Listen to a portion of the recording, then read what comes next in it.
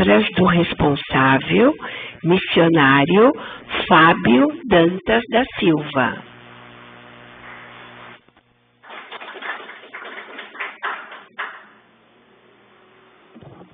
Boa tarde. Tudo bem? Hoje eu não vou falar muito porque tem uma visita importante aqui, tá bom? Vim só dar uns avisos rapidinho. Sábado agora, dia 30, né? Peço o apoio de vocês. Nós vamos receber aqui também uma outra visita muito importante, que é o ministro Juliano, né? Responsável pelo grupo São Bernardo do Campo. E ele vai dar um aprimoramento muito, muito importante. Todo mundo aqui está bem, não tem ninguém purificando, né? Ou vocês estão purificando? Quem está purificando, levanta a mão aí, só para ter uma ideia. Não está não?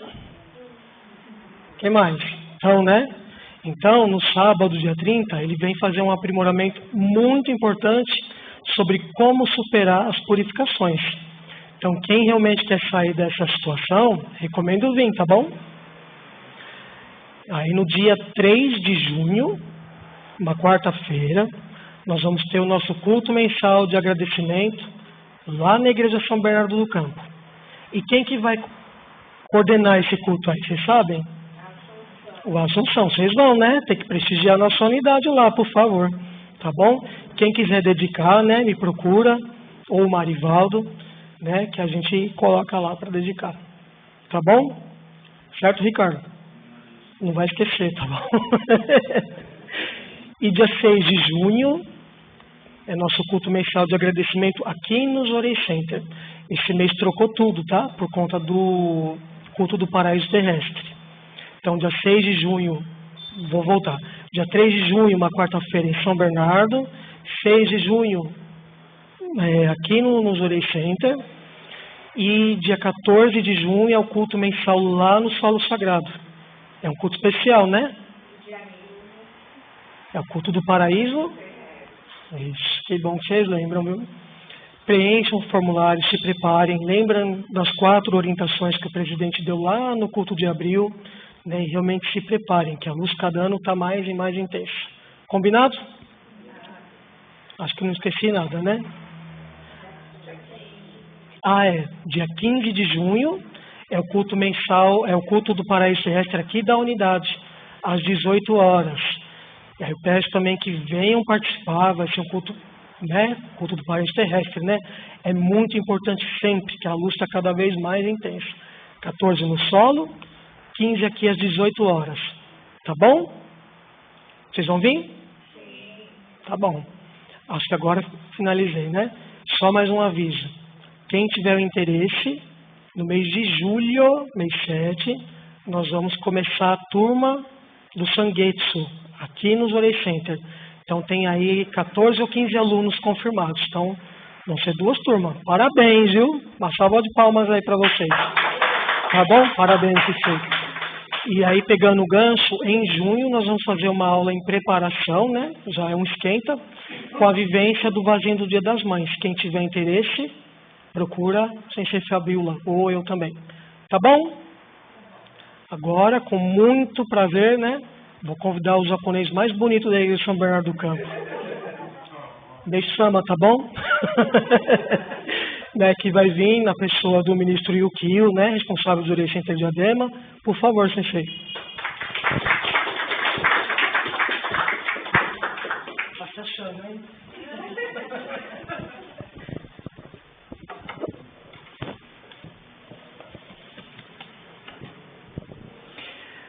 Boa tarde a todos. Esse horário que a gente faz a oração da construção é meio complicado, né? Aí lá em Diadema, de vez em quando eu confundo, eu me enrolo todo, eu já começo trocando, chamo boa noite, boa tarde, fico uma confusão. O povo dá risada lá.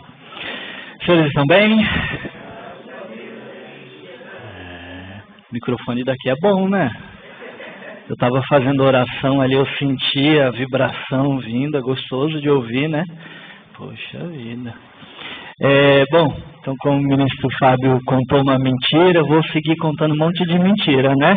Falou que eu sou bonito, mas meu nome é Yukio, Sou ministro responsável do Jury Center Diadema, vai fazer 3 anos em breve, né? Um tempinho já que eu estou lá. Sou do Rio de Janeiro, né? Por isso o sotaque meio estranho que vocês estão escutando aí, meio chiado, né? Mas é um tempinho que eu já estou aqui que já perdi um pouco, que era pior, viu? Era bem pior. E, bom, hoje, a pedido do ministro Juliano, né, convite do ministro Fábio, estou vindo aqui na oração da construção para poder conversar um pouquinho com os senhores. Pensei aqui um bem bolado, né, do que a gente poderia conversar. E falei para o Fábio, né, bom, a parte da preparação material, formulário, gratidão, sono de encaminhamento, eu acho que os senhores já vêm cultivando, né? E aí é a missão do Fábio, né? Eu vou chamar de ministro em breve, né? Se Deus quiser, ministro Fábio. Mas, assim, minha proposta hoje é poder conversar um pouquinho a respeito de um estudo que eu venho fazendo ao longo desde o ano passado, já completa mais ou menos 1 ano que eu estou nesse estudo. Um estudo pessoal dos pioneiros da época de Meixo Sama. Então, como a gente já está nessa fase de preparação, eu acho que é fundamental a gente conseguir aliar o nosso pensamento e o nosso sentimento ao que Meixo Sama tinha como visão do que representa essa transição. E de que maneira que os pioneiros vivenciavam isso ao lado dele. Alguém aqui já foi para o Japão? Já participou da caravana? Não. Né? Se Deus quiser, em breve, né? Quem que tem vontade de ir? Bastante gente, né? Tem alguém que já foi? Não? Não foi? A caravana para o Japão, né, em que a gente tem a oportunidade de visitar, conhecer os solos sagrados, conhecer as casas de Meixo Sama, é muito bacana para a gente poder se aproximar desse espírito. Mas eu acredito que quando a gente pega o material que a gente tem dos pioneiros da época de Meixo Sama, é muito interessante para a gente ver a intensidade do servir e a devoção e entrega à obra divina da época dos pioneiros. Né? Eu tenho feito o estudo de um livro, deixa eu mostrar aqui a foto, que eu acredito que ele dá proteção espiritual para a gente aqui também. Né? De um reverendo, que é esse reverendo aqui da foto. Chama Reverendo Ogawa. Né? O nome dele era Eitarô Ogawa. E ele dedicou ao lado de Meixo Sama, por volta dos anos 40, 50, até a ascensão de Meixo Sama. Só que ele era muito jovem, né? Ele começa a dedicação dele aos 26 ou 27 anos, se eu não me engano. Desperta para a fé e já começa a dedicar. Tem um trechinho aqui do livro dele que eu acho engraçado, que ele fala assim: na época eu nem acreditava em Deus, mas eu tinha muita convicção no que Meixo Sama falava. Isso no iniciozinho. Só que já era um servidor, já era seria um ministro, né? Fazendo difusão pioneira lá no Japão. Então, só para a gente conseguir se ambientar, né? A gente está falando, logicamente, ali do período pós-guerra, né? Segunda Guerra Mundial, em que a expansão da obra divina vinha de vento em popa. E nessa época, os servidores não eram como hoje, né? Que tem o ministro, vocês dedicaram com o ministro Davi, não foi? Meu amigo ele, da minha turma, hein? Né? É da família aqui que eu estou sabendo, né? Ele saiu daqui, mas não abandonou, né? Muitos ministros que são integrantes e que a gente tem uma vida que é toda auxiliada, né, pela igreja. Mas naquela época era uma entrega mesmo 100%, muitas vezes abandonando o trabalho, deixando a vida profissional para poder se dedicar à obra divina. Então esse reverendo que eu estou contando aqui, na época ele ainda era um ministro. ministro jovem fazendo difusão pioneira. E tem alguns relatos que eu acho interessante compartilhar, mas como tem um monte, eu decidi escolher 2 assim, que são muito fortes para mim. Um é um pouquinho mais simples, né? E o outro uma história bem profunda. Inclusive, a gente consegue ver o rigor de Meixo Sama. Então, quem gosta só do Meixo Sama bonzinho, né, vai sair correndo. Porque aqui também tem um Meixo Sama que era bem rigoroso. Os pioneiros sabem, né? Quem que é pioneiro aqui do Gerei Center? Né? A gente ouve... Eu estou com 31 anos, assim, não vivi esse período da fase pioneira da fé messiânica, mas a gente escuta muito, né, os relatos. E o quanto que tinha esse rigor. Às vezes, hoje em dia, tem muita coisa que não se adequa também. Mas é muito interessante a força que Meixo Sama tinha. Posso compartilhar com vocês alguns relatos, então? Pode ser? Então tá bom.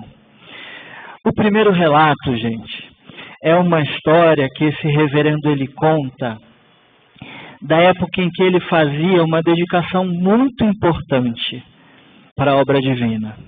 Ele era muito jovem, como eu falei, né? Estava com 28 anos, se eu não me engano, e naquela época pós-guerra existia um problema muito sério no Japão, que era a falta de alimento. Porque todo o alimento que era produzido era muito escasso. Principalmente, quem que vai chutar certo aí? Que é a principal fonte de alimento do japonês. Qual que é? Arroz, o gohan. Já falaram gohan, né? Tá dando uma fominha já, né? Mas assim, nessa época, o próprio governo proibia a venda do arroz. Porque muito desse alimento era escasso. A guerra fazia com que as produções ficassem muito minimizadas, porque os bombardeios, principalmente, né, dos Estados Unidos, chegavam lá no Japão e iam destruindo essas regiões que tinha plantação, que tinha indústria, que tinha o que fazia com que a guerra funcionasse. Logicamente, sem alimento, o Japão ia perder. Mas nessa época, esse ministro ainda, Ogawa, ele desafiou e falou, independente das proibições, da lei que vigorava na época, ele decidiu fazer a dedicação de levar o arroz para Meixo Sama. Se os senhores pegarem as reminiscências, tem vários relatos contando sobre a alimentação, né? Meixo Sama muitas vezes deixava de comer arroz, não era assim? Comia um alimento mais simples e oferecia esse arroz para os dedicantes. Porque é justamente o período em que estava acontecendo a construção do solo de Hakone. E Meixo Sama construindo a casa dele, que era o Kanzantei, mas como não tinha acesso muito fácil ao alimento, os dedicantes faziam esse esforço. E nesse relato aqui, já no final de 45, com o término da guerra, o ministro ele conta que junto com alguns dedicantes da época, poucas pessoas, né, eles se reuniram para poder levar arroz 60 quilos, né? Então dá praticamente 2 sacos cheios de arroz e mais 60 quilos de moti, né? Sabem o que é o moti? Aquele bolinho de arroz também, né? Que é muito usado na alimentação. E eles falaram, vamos levar esse arroz até Meixo Sama. Na época, Meixo Sama estava morando em Atami já. E eles fizeram uma viagem que geralmente demorava um dia inteiro. Hoje em dia, essa viagem dá para fazer em 1h30, 2 horas praticamente. Mas na época saía de madrugada para chegar lá à noite. E essa dedicação, ela é muito interessante porque ela tem vários acontecimentos misteriosos. Mas vamos lá, vou contar um pouquinho para vocês. Né? Nesse dia eles pegam o arroz com todos os dedicantes, né? 4 pessoas, 3 pessoas mais o ministro, e eles tentaram embarcar no trem. Mas, como os trens estavam muito cheios, eles só conseguiram entrar no vagão, que era um vagão especial. era como se fosse o vagão das correspondências, né? Só que esse vagão não podia entrar ninguém. Eles se esconderam e falaram, bom, vamos tentar ir aqui até onde der, né? Já começa por aí. Na primeira parada, vem o fiscal e entra onde? Justamente no vagão deles. O fiscal entra desesperado e olha para eles e fala, o que vocês estão fazendo? Esse vagão é especial, é das correspondências. Nem o próprio imperador entra nesse vagão. E naquela época o imperador era a figura mais importante do Japão. Mas o ministro Ogawa, já ganhando muita convicção, ele vira e fala assim para o fiscal, olha, eu estou indo ao encontro de uma pessoa que é muito mais importante do que o imperador. Então, deixa a gente ficar aqui. Aí o fiscal abriu um olhão, né? Logicamente, se a gente pensar o que teria acontecido, o fiscal ia pegar eles e botar para fora. Na hora, esse rapaz ele para e fala, bom, já que é alguém mais importante que o imperador, podem seguir viagem. Mas fique escondidinho debaixo desse tapete aqui, que se vocês forem pegos, vocês vão levar um sacode, né? E assim eles seguem viagem até chegar a Atami. Um dos ministros comenta, né? Quando ele ouviu esse reverendo falando isso na ocasião, puxa vida, como é que ele tinha uma forte convicção mesmo em Meishu-sama. Ter coragem de falar que era alguém até mais importante que o imperador, podia ter custado a própria vida dele isso, né? E aí, seguem viagem. Quando eles chegam até Atami, já era muito tarde. Já passava das 10 horas da noite. E nesse horário, quando eles iam para Atami, geralmente eles faziam o quê? Ao invés de subir, não tinha alojamento, não tinha hotel, condição de fazer isso, eles ficavam dentro da estação e ficavam se aquecendo. Período de inverno, ficavam se esquentando. Às vezes ficavam até os homens, né, meio que brincando assim, ele conta, de lutinha, de sumô, né, para poder esquentar. Ou então tomava alguma coisa, né? Porque se eles saíssem da estação nesse horário muito tarde, nesse período, os soldados da guerra, que já tinha terminado, eles já estavam sem rumo. E muitas das vezes eles acabavam roubando, né, abusando, causando algum transtorno para as pessoas que estavam ali transitando à noite. Está dando para entender até agora a história, não? Então, legal. Estão se sentindo lá no Japão? Aí eles chegam e eles falam assim, bom, já que são 10, 11 horas, essa hora Meishu-sama ele ainda está fazendo a confecção dos orikari, ou ele está ditando os ensinamentos. Então provavelmente tem alguém lá. Vamos fazer o seguinte, vamos subir, a gente vai até a casa de Meishu-sama, entrega o arroz e vem embora, né? Que aí a gente depois já fica dentro da estação esperando amanhecer. Eles sobem e chegando na casa de Meishu-sama, veem que a porta está entreaberta. Eles falam, opa, acho que deve ter algum dedicante ainda aí. Geralmente, nessa época, os dedicantes ficavam até meia-noite, 1 hora, 2 horas, acompanhando o Meishu-sama. Ele só ia dormir às 2, né? E dessa maneira eles entram. O dedicante dá de cara com eles na porta e fala para eles assim, puxa, que bom vocês chegaram. Aí o ministro Ogawa olha para eles, olha para o dedicante, fica meio, né? Mas a gente não avisou que ia vir, né? Tá bom. Pode entrar, já está tudo preparado para vocês.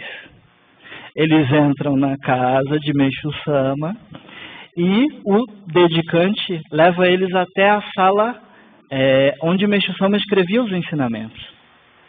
Essa sala já estava preparada, roupa de cama, né, de seda, tudo bonitinho, aquele futon, né, aquela cama no chão para eles, 4 camas certinho. Aí eles olham um para o outro, o ministro ele meio que fez uma cara de que já sabia o que estava acontecendo. antes de dormir, eles ficam se perguntando, puxa vida, mas a gente não falou nada para Meixo Sama, era uma surpresa que a gente fez para ele. Como é que ele sabia? Como é que o dedicante estava sabendo? E dessa maneira eles desapegam e foram dormir. Na manhã seguinte, muito curiosos sobre o que tinha acontecido, né, eles levantam por volta ali de umas 6 horas, 7 horas da manhã, e eles se encontram com Meixo Sama. Meixo Sama, ele tinha aquele momento de cumprimentar os dedicantes de manhã, às 8 horas. E nesse momento ele olha para Meixo Sama. E antes de falar qualquer coisa, Meixo Sama já vira para ele e fala, vocês ficaram curiosos, né? Sem entender o que tinha acontecido. Aí ele fala assim, pois é, Meixo Sama. E Meixo Sama responde para ele da seguinte forma, vocês querem saber por que eu sabia que vocês vinham para cá? No momento em que você lá na sua cidade pensou em mim e falou assim, vou levar arroz até Meixo Sama, o seu espírito ele veio até mim. E eu fiquei sabendo que vocês viriam. Nesse exato instante eu já dividi a minha luz, é como se ele tivesse enviado a luz dele, né? Até a cidade de vocês, e por isso vocês conseguiram chegar em segurança. Então, eles ouviram aquilo, ficaram maravilhados, né? E confirmaram, realmente Meixo Sama era uma pessoa divina, fenomenal. E dali em diante, ele conta no relato dele, puxa vida, eu pensei que eu tinha sido o maioral, né? Fui, peitei o fiscal, abri caminho, atravessei o Japão, e eu entendi, eu não tinha feito nada. Era Meixo Sama que estava me conduzindo o tempo inteiro. Interessante, né? Gostaram desse primeiro relato? Oh, que bom. Então, assim, esse sentimento de se colocar à disposição de Meixo Sama para servir, né, gera proteção espiritual. E isso eu tenho plena convicção que perdura até hoje, na nossa dedicação, no nosso servir diário, no nosso sentimento de salvar, né? É engraçado ele contando, né, esses relatos, e não é só coisa boa, né, milagre assim, de coisa leve que acontecia, mas também nesse período tem uma história dele, uma fase em que ele purificou bastante intensamente. E essa purificação dele também consta lá nas reminiscências, né? Só que está num trechinho um pouquinho mais curto.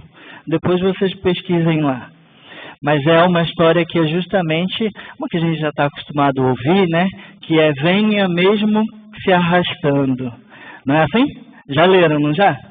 Então, é esse próprio reverendo Ogawa aqui.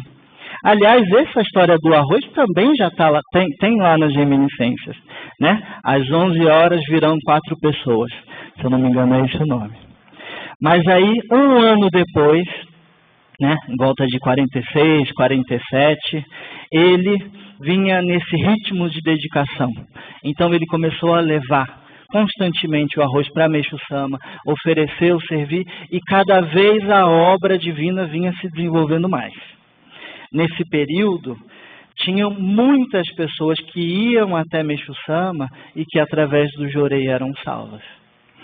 Inclusive, muitos ministros que, graças aos milagres recebidos, passaram a servir integralmente a obra dele.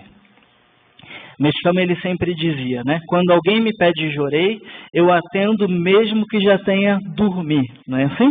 Mesmo que eu precise me levantar. Então, dessa forma, era muito comum as pessoas solicitarem Jorei para Meixo Sama nesses momentos de purificação, né? E logo que recebiam Jorei, se sentiam mais aliviadas. Meixo Sama, ele dizia também, né? No momento que via alguém purificando, né, ele falava, é pecado fazer cerimônia para pedir Jorei. Quando a gente está purificando, às vezes a gente fala, né? Não quero incomodar o Fábio, ele está na correria, não quer incomodar o ministro, né? Mas o próprio Meixo Sama falava, é pecado fazer cerimônia para pedir jorei.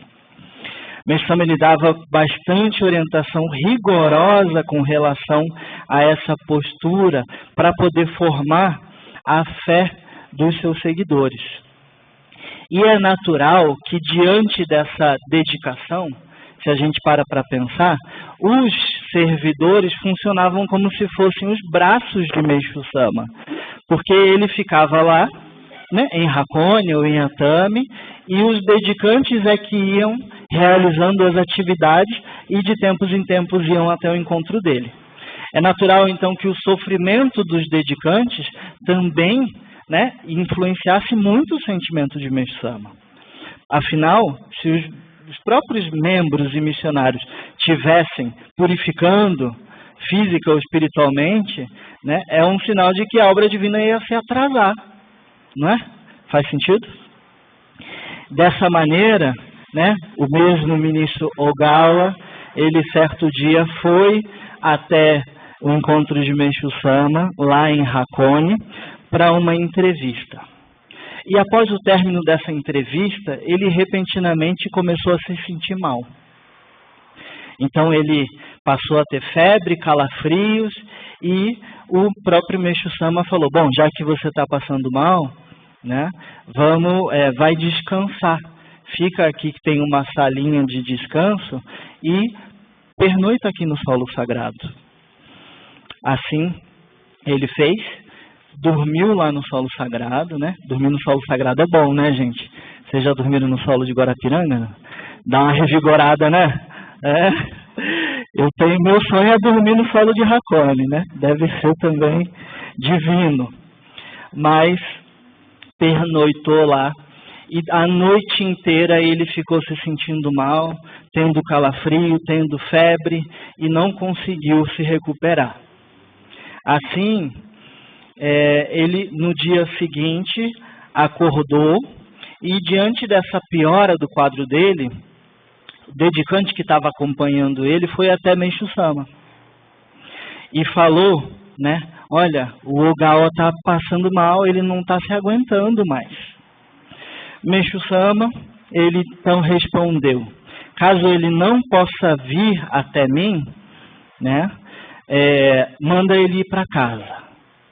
Mas se ele realmente tiver o desejo de melhorar, pede para ele vir aqui até a minha sala.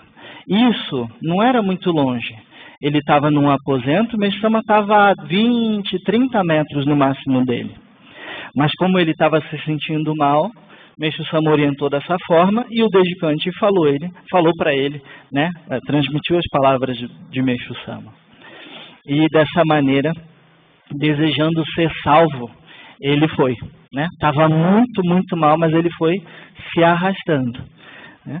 Caminhando, demorou um tempão até chegar à frente de Meixo Sama. Meixo Sama, então, ele viu a situação dele e começou a ministrar jorei. Ele se sentiu um pouco melhor, né? E após essa crise, essa melhora, ele voltou para aquele quarto. Dessa maneira, ele foi ficando mais alguns dias, porque ele não conseguia se recuperar. Ele ia até Meixo Sama, recebia jorei e depois retornava para o quarto dele, né? Como essa dor era muito intensa, ele chegou a pensar, acho que eu vou morrer, né? E pediu de madrugada, inclusive, será que Meixo Sama pode me atender? Meixo Sama, ele respondia, então, ainda estou trabalhando, né? Eu consigo ir, por isso fala para ele vir imediatamente receber jorei comigo. E quando o jorei terminava, já passava de 3 horas da manhã, mas Meixo Sama estava lá firme, cuidando dele. E assim ele retornava para o quarto. No quarto ou no quinto dia, mais ou menos, aí veio um dedicante que acompanhava o ministro Ogawa e ele falou, né, para Meixo Sama, será que o ministro Ogawa vai ficar bem? Será que ele vai se recuperar? Meixo Sama então falou para ele assim, eu não posso deixar ele morrer de jeito nenhum, porque caso contrário eu ficarei em apuros. Essas palavras, né, eu acredito que elas significavam que se algo acontecesse ao ministro Ogawa, surgiriam diversos obstáculos para a obra divina. E assim ele ficou 15 dias nesse estado de purificação. Todos os dias já indo, né, com o corpo deteriorado ao encontro de Meixo Sama. Dessa maneira as pessoas começaram a se preocupar. Foram até Meixo Sama e começaram. Meixo Sama, o senhor fala desse processo de transição, não é? Da noite para o dia. A grande purificação que se aproxima. O senhor acha que vai ser assim, dessa maneira? Todo mundo vai passar por algo tão intenso quanto o ministro Ogawa? O que vocês acham que ele respondeu? E aí Meixo Sama ele respondeu assim, olha, o sofrimento do Ogawa não é nada, perto do que toda a humanidade vai passar, viu? Então estejam cientes.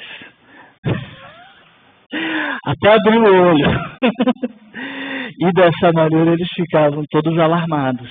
Mas seguiu esse acompanhamento, né, do Jorei. Dessa maneira, certo dia, Meixo Sama ele até chegou a levar alimento. Quando ele comia alguma coisa, levavam algum alimento para ele, ele oferecia também para o ministro Ogawa, né? E ele falava, olha, você deve estar com vontade de comer alguma coisa. Então, toma aqui, levava alimento para o Ogawa. Foi bem cuidado por Meixo Sama, né? E assim, né, no 15º dia dessa purificação, finalmente, né, o Ogawa ele chegou e expeliu através da urina um sangue, né, muito escuro que aliviou ele e ele se sentiu recuperado. Assim ele começou a melhorar a partir desse 15º dia.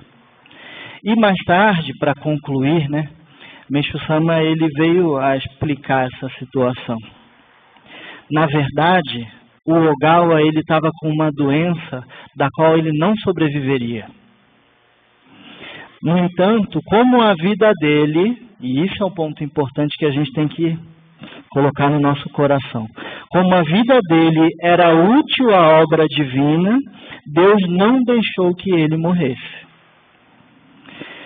O ministro Ogawa, na época que estava à beira da morte, ele fazia uma dedicação que era fundamental para a obra divina. Ele arriscava a própria vida para poder, né, levar alimento para os dedicantes que construíam o solo sagrado. E dessa maneira, Meixo Sama deixava claro que a obra ia se expandir para o mundo. É por isso que a gente está aqui hoje. Não é assim? Então, quer dizer, quando ele entendeu que essa obra e que essa dedicação do Ogawa eram fundamentais para o desenvolvimento da vontade divina, ele falou, Deus não deixaria ele morrer. E acredito que isso, né, que a gente precisa buscar cultivar. A gente se sente às vezes tão distante dessas histórias, né? Puxa, mas eu estou aqui no Brasil dedicando. Aqui no Assunção, será que Meixo Sama ele está aqui de olho na gente, né? Estou lá em Diadema, Meixo Sama está lá. Mas quando a gente vem aqui para o Jorei Center, se encontra, né, com essa foto, com esse altar, eu acredito que é esse espírito que a gente precisa cultivar. Às vezes a gente não vai correr o risco de vida para levar arroz para Meixo Sama, para atravessar, mas às vezes a gente tem um familiar que a gente precisa visitar, um membro que a gente tem que fazer o esforço para dar uma assistência, um frequentador que a gente está protelando para acompanhar, não é assim? Eu falo, puxa, eu preciso ir lá ministrar Jorei naquela pessoa. Ou às vezes no nosso próprio lar existem purificações que a gente percebe que vão se estendendo. Talvez porque a gente não está conseguindo se sentir tão perto de Meixo Sama assim. Mas fazendo uso aqui desse relato, né, para concluir e pedir assim que a gente faça um grande empenho nesse finalzinho de primeiro semestre para início do segundo semestre aqui no Jorei Center Assunção, agora principalmente com o Fábio, né, que está dando gás para poder movimentar, dedicar, salvar, e todos os senhores, né? Vocês passaram um sufoco recentemente, né? Eu assisti de camarote, viu? Mas foi difícil, né? Porque assim, ficou naquele vai, não foi? Né? E aí vocês bateram o pé e falaram, não, a nossa dedicação aqui continua, né? Quem que estava aqui dedicando? Todo mundo, né? E Meixo Sama, ele foi dando respostas, né? Mandou essa casa maravilhosa, que olha, eu falei pro Fábio, ele fiquei com inveja, viu? A gente está procurando uma casa nova em Diadema, puxa, encontrar uma casa assim vai ser uma grande permissão. E com Jorei Center novo, com ministro novo, né? Membros novos, nesse ritmo que a obra divina está hoje em dia, a gente tem que se aproximar desse sentimento aqui, gente. Só para concluir, desculpa, né? Prolongando um pouquinho, na época de Meixo Sama, funcionava bem parecido com o que a gente está vivendo hoje, viu? A gente se acostumou com uma igreja messiânica que é bem formalzinha, mas olha as experiências que eles viviam. Era na garra, era na raça, né? Não é, tem que ser desse jeito, tem que ser daquele, tem que salvar, vamos salvar. Quando tem um relato muito bacana das reminiscências que eu gosto, quando o Meixo Sama atendia uma pessoa e via no olhar da pessoa o brilho de desejo de ser útil, ele intimava a pessoa, sabiam? Ele chamava aqui e falava, olha, eu senti que você tem afinidade com essa missão. Vamos dedicar? A pessoa não era membro, não. Ia assistir uma palestra dele, algum encontro, Meixo Sama puxava, vamos dedicar? Se a pessoa falasse que sim, dependendo da condição ou da onde a pessoa morava, Meixo Sama ele já pegava o Zohikari e já falava, você tem a missão de levar esse Zohikari aqui. Entendem?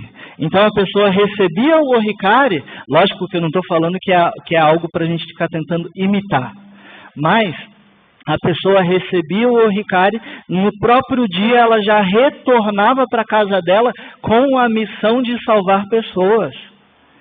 Será que a gente não está limitando essa grandiosa obra divina, gente? Às vezes com a nossa visão um pouco limitada, né? Então aqui, Jorei Center Assunção, Jorei Center Diadema, vamos se apoiar, né, Fábio? Para a gente poder realmente dar um gás e estar com esse espírito. Vamos enxergar Meixo Sama orientando a gente rigorosamente nesse sentido. Tem que se colocar à disposição para salvar. Construção do paraíso no lar, construção do paraíso terrestre, é desejar levar a luz de Meixo Sama para muitas pessoas. Tá bom, gente? Então, por favor, podem contar comigo também, estou aqui pertinho, né? Estou em Diadema, a gente se encontra sempre em São Bernardo. Desejo poder trazer mais alguns relatos depois, né? Conforme eu for estudando aqui, para a gente poder conversar e poder ter esse forte espírito pioneiro da obra de Meixo Sama. Certo, gente? Foi legal? Foi bacana? Foi bom? Então tá bom. Agradeço imensamente, desejo um bom fim de mês. Vamos mandar brasa, que agora a gente está muito próximo do Culto do Paraíso. Não vamos deixar passar. Leva formulário, leva convite de Meixo Sama. Não deixem de preencher os seus formulários o quanto antes, para já deixarmos aqui diante do altar e a gente merecer ter um Culto do Paraíso muito especial. Gente, muito obrigado, foi um prazer, uma alegria, espero que tenha sido prazeroso para vocês também. Obrigado.